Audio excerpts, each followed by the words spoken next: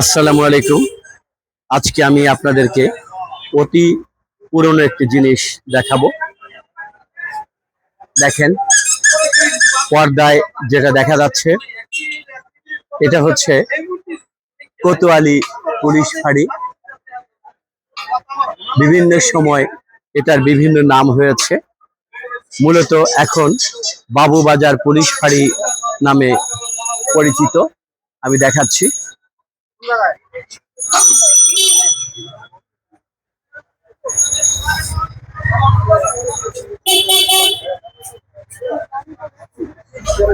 এই দেখেন, বাবুবাজার পুলিশ ফাঁড়ি। অনেকে বলে কোতোয়ালি পুলিশ ফাঁড়ি, আসলে না। তবে হ্যাঁ, কোতোয়ালি একসময় নাম ছিল।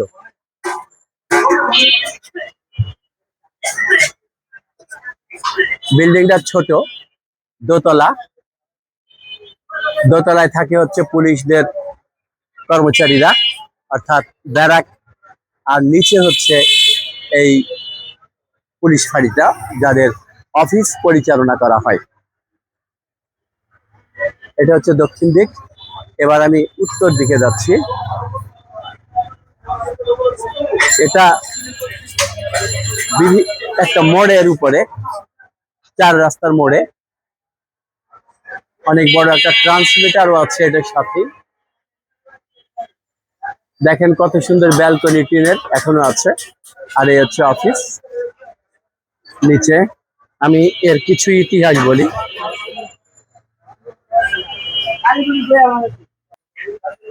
এটা মূলত ব্রিটিশদের সময়ে তৈরি। ব্রিটিশ না, তারও আগে নবাবদের।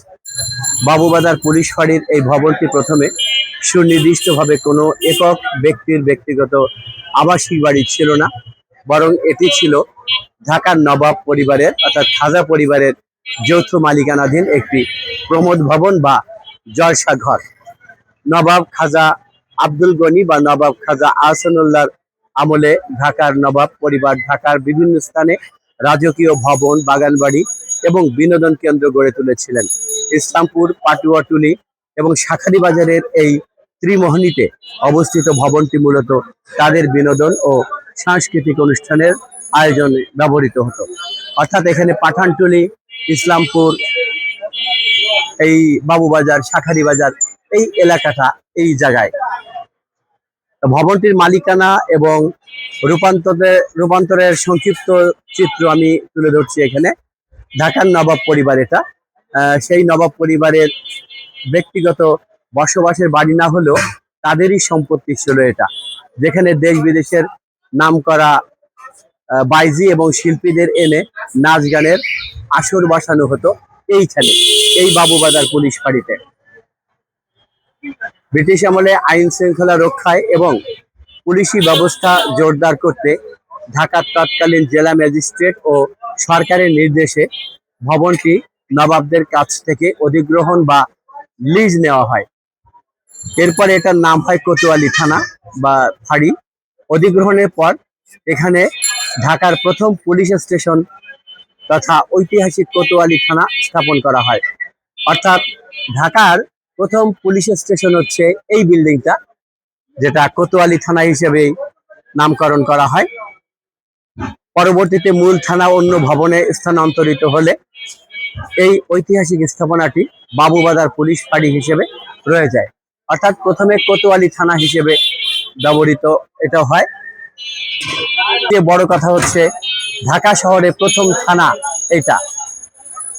ঢাকা শহরে প্রথম থানা ছিল এটা, কোতোয়ালি থানা, যেটা নবাবদের কাছ থেকে ব্রিটিশরা আইন শৃঙ্খলা নিয়ন্ত্রণের জন্য অধিগ্রহণ করে। পরে কোতোয়ালি থানাটা অন্য ভবনে চলে যায় এবং এটা বাবুবাজার পুলিশ ফাঁড়ি হিসেবে নাম দেওয়া হয় এবং সেই নামেই এখনো পর্যন্ত।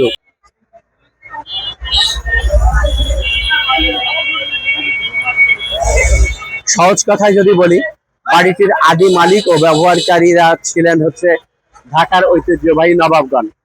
পুরান ঢাকার এই অঞ্চলে বা এর আশপাশের অন্য কোনো জমিদার বা নবাবী আমলের ইতিহাস সম্পর্কে আরো যদি আমরা কিছু জানতে পারি তাহলে বলবো, কিন্তু এটা নবাবদের। আব্দুল গনি এবং নওয়াব সলিমুল্লাহ, আহসানুল্লাহ তাদের সম্পত্তি এটা। এখানে বাবুবাজার পুলিশ ফাঁড়ির নাম দেয়া আছে, যারা যারা এখানে দায়িত্বে ছিলেন।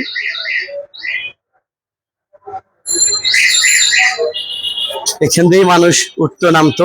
এই রাস্তাগুলো আরো অনেক নিচু ছিল অবশ্যই।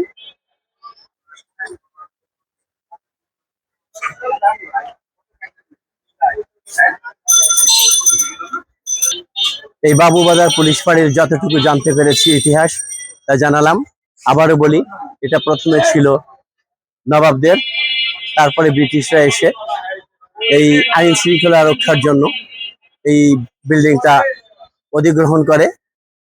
তারপরে এটা কোতোয়ালি থানা হিসেবে, অর্থাৎ ঢাকার প্রথম পুলিশ স্টেশন হিসেবে এটাকেই উদ্বোধন করা হয়।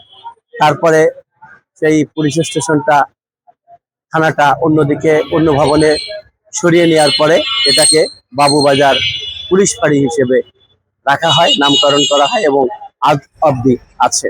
আজ হচ্ছে 7ই আগস্ট 2026 শুক্রবার। এখন সময় 3টা 10 মিনিট। আসসালামু আলাইকুম। আমি রবিউল মাশরাফি বিদায় নিচ্ছি। আল্লাহ হাফেজ।